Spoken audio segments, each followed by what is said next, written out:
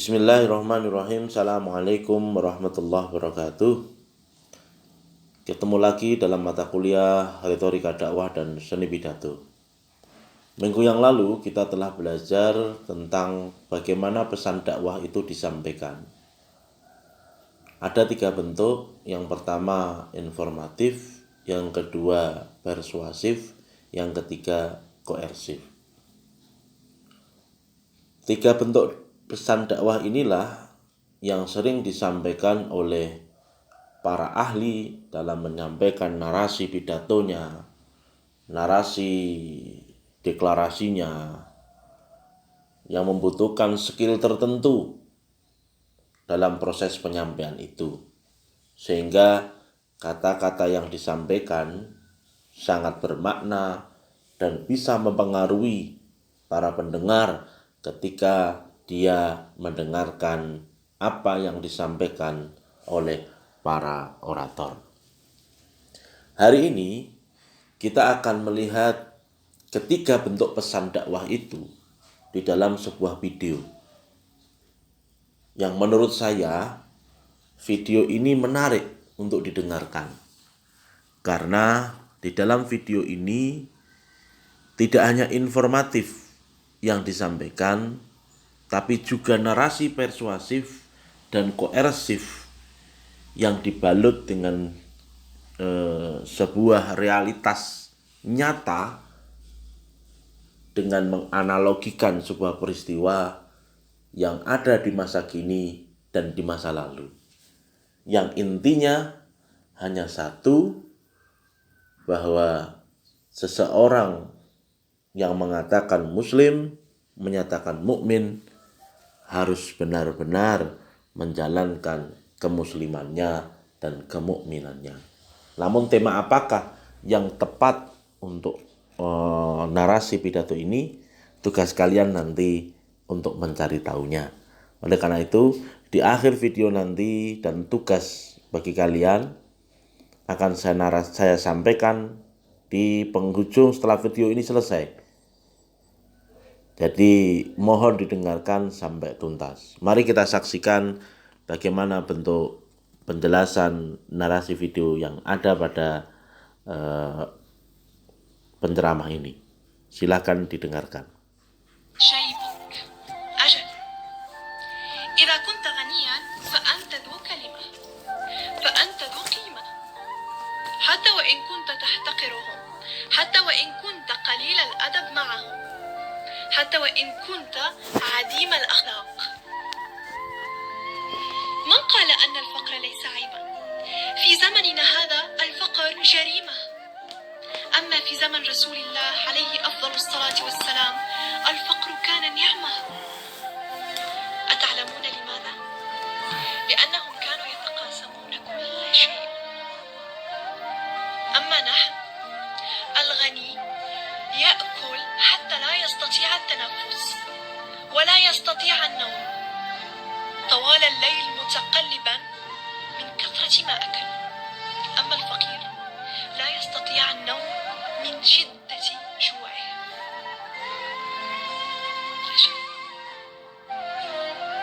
يقول رسول الله عليه أفضل الصلاة والسلام: اطلعت على الجنة فوجدت أكثر أهلها فقراء. أبشر. وأيضا الفقراء يدخلون الجنة قبل الأغنياء. أتعلمون لماذا؟ لأن الغني إن اشتهى شيئا اشتراه، أما الفقير إن اشتهى شيئا صبر واحتسب الأجر عند الله. أتعلم أن الفقر أشد المصائب؟ أجل، حتى من فقدان الحبيبتين.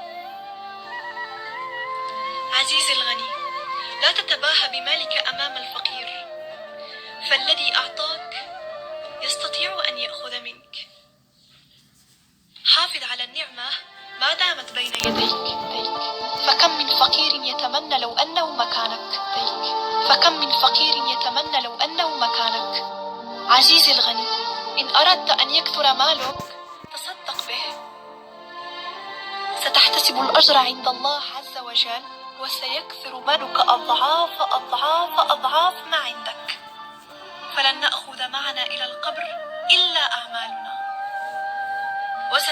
المال للأولاد والأحفاد يلعبون به ونقول يا ليتنا تصدقنا به يوم لا ينفع فيه ندم. سلام. Alhamdulillah, video ini telah menginspirasi saya untuk melihat lebih dalam siapa kita atau saya sesungguhnya. Karena di dalam video ini menarasikan bagaimana orang menyikapi dengan kekayaan yang dimiliki dan kemiskinan yang didapati. Saya tidak akan menerjemahkan video ini, tapi poin-poin penting yang ada dalam video ini adalah yang pertama, ada analogi yang dibangun oleh penceramah untuk mengingatkan kepada kita semua bagaimana perbandingan yang terjadi antara orang kaya dan orang miskin, di mana orang kaya senantiasa mendapatkan posisi terhormat atas apapun yang dia lakukan, entah itu positif, entah itu negatif. Namun berbeda dengan kondisi kefakiran atau kemiskinan seseorang yang dianggap sebagai sebuah kejahatan dimanapun dia berada. Kejahatan inilah yang kemudian berdampak kepada tidak adanya penghargaan orang kaya terhadap orang yang miskin, terutama bagi orang kaya yang lupa terhadap apa yang mesti dia lakukan dalam hidup ini. Maka bentuk salah satu perbandingan yang ingin ditampilkan dari video ini pula menceritakan bahwa orang fakir yang ada di zaman Rasulullah itu dianggap sebagai sebuah kenikmatan. Karena dengan adanya kefakiran itu dia akan mampu lebih mendekat kepada Allah Subhanahu wa taala. Sering kita dengar sebuah hadis antara orang miskin, hadis di antara orang-orang yang tidak ada hijab. Ketika dia berdoa kepada Allah, salah satunya adalah orang-orang fakir. Maka kita diminta untuk mencintai. Bahkan disitulah kemudian memunculkan motivasi daripada para sahabat, terlebih orang yang sangat mencintai dengan hidup dengan tasawuf. Dia lebih memilih Allah daripada harta, sehingga dia meninggalkan hartanya hanya untuk Allah, atau dia menghabiskan hartanya untuk Allah Subhanahu wa taala. Ini salah satu kalimat yang menarik menurut saya. Yang kedua, di dalam video ini juga menyampaikan orang kaya bisa makan sampai tidak bisa bernafas, sampai sulit tidur karena kebanyakan makan. Aktivitasnya hanya diisi dengan makan terus. Berbeda dengan orang fakir yang dia tidak bisa tidur karena rasa lapar yang dimilikinya. Maka Rasulullah pernah bersabda, "Ittola'tu 'alal jannah fawajadtu aksara ahliha fuqara." Rasulullah bersabda bahwa ketika aku naik ke surga dan aku mendapati kebanyakan ahli surga itu adalah orang-orang fakir. Di dalam kalimat yang menarik pula, wa aidan al-fuqara yadkhulunal jannah qabla al-aghniya. Orang-orang fakir itu masuk surga lebih dahulu daripada orang-orang kaya. Di mana sisi rasionalnya? Salah satu bentuk sisi rasional yang menarik dari video ini adalah kenapa orang fakir lebih dahulu masuk surga dan membanyai di surganya Allah Subhanahu wa taala. Salah satunya yang kita sering dengar adalah ada hari yang disebut dengan istilah hari hisab, di mana seseorang itu akan dihisab melalui hartanya, melalui apa yang dimiliki dan lain sebagainya.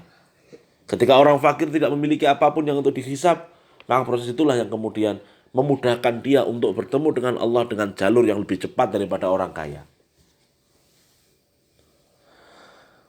Namun yang menarik dalam alasan video ini, dia mengatakan kenapa orang kaya itu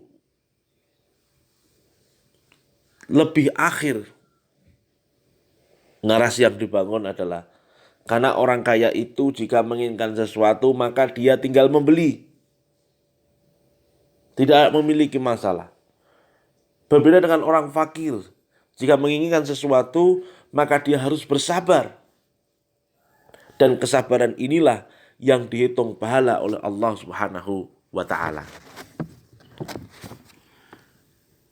Alasan yang kedua, orang fakir itu dekat dengan musibah. Dan kedekatan dia dengan musibah ini menyebabkan dia diuji oleh Allah.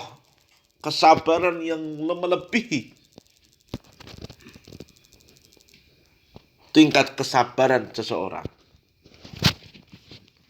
Sehingga wajar sebagian daripada mereka berpikir, bagaimana kalau mereka itu berada di posisi orang-orang kaya. Dan mereka juga berpikir, berapa banyak orang-orang fakir itu juga berpikir, bagaimana apabila orang-orang kaya itu di posisi orang miskin.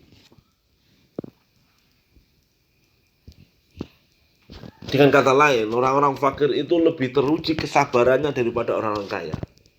Oleh sebab itu, jangan kita menghina orang fakir, kata narasi ini.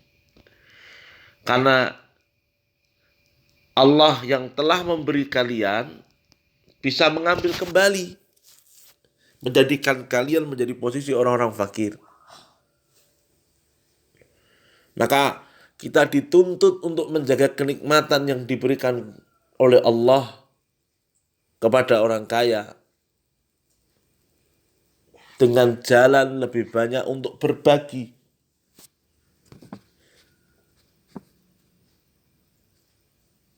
Proses pembagian yang dilakukan atau dengan sedekah itu ternyata tidak hanya berdampak baik bagi kehidupan setelahnya, tapi ada kebaikan yang lebih besar lagi didapat oleh orang tersebut. Di antaranya adalah Allah memberikan keberkahan di dalam rizkinya. Salah satunya adalah hartanya berkembang menjadi lebih banyak. Karena dengan sedekah itu akan dihitung sebagai pahala di sisi Allah.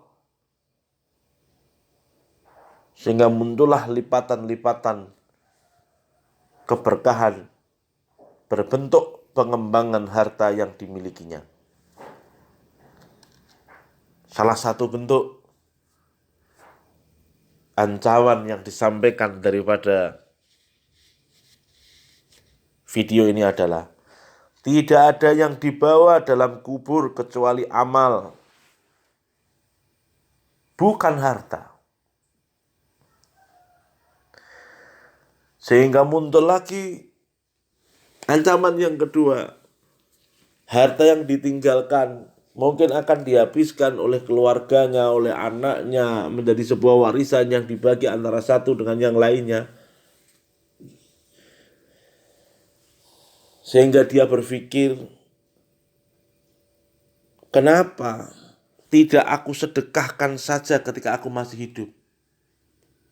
Sehingga ketika aku sudah meninggal, mendapatkan kemanfaatan dari harta yang aku miliki. Namun, penyesalan itu tidak ada artinya, karena amal yang dia lakukan haruslah ketika dia masih hidup. Inilah video yang sangat menarik. Tugas kalian yang pertama adalah jelaskan mana informatif yang Anda dapatkan dalam video ini. Yang kedua, menunjukkan bentuk-bentuk persuasif yang ada dalam video ini. Dan yang tiga, menarasikan narasi-narasi koersif yang ada dalam video ini. Yang nomor 4, berikan judul terkait dengan tema yang tepat untuk video ini. Dan yang kelima, tulislah sebuah hadis atau hadis dan ayat yang cocok, yang sesuai untuk menggambarkan dua bentuk objek yang disinggung di dalam kelompok ini, video ini. Tugas yang keenam, bagaimana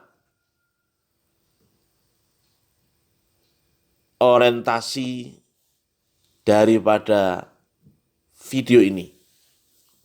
Tujuan akhir daripada video ini apa? Tulis dalam sebuah narasi tulisan yang nanti akan saya minta untuk dikumpulkan. Begitu, silakan simak, perhatikan, dan kerjakan. Terima kasih. Sekian dari saya. Assalamualaikum warahmatullahi wabarakatuh.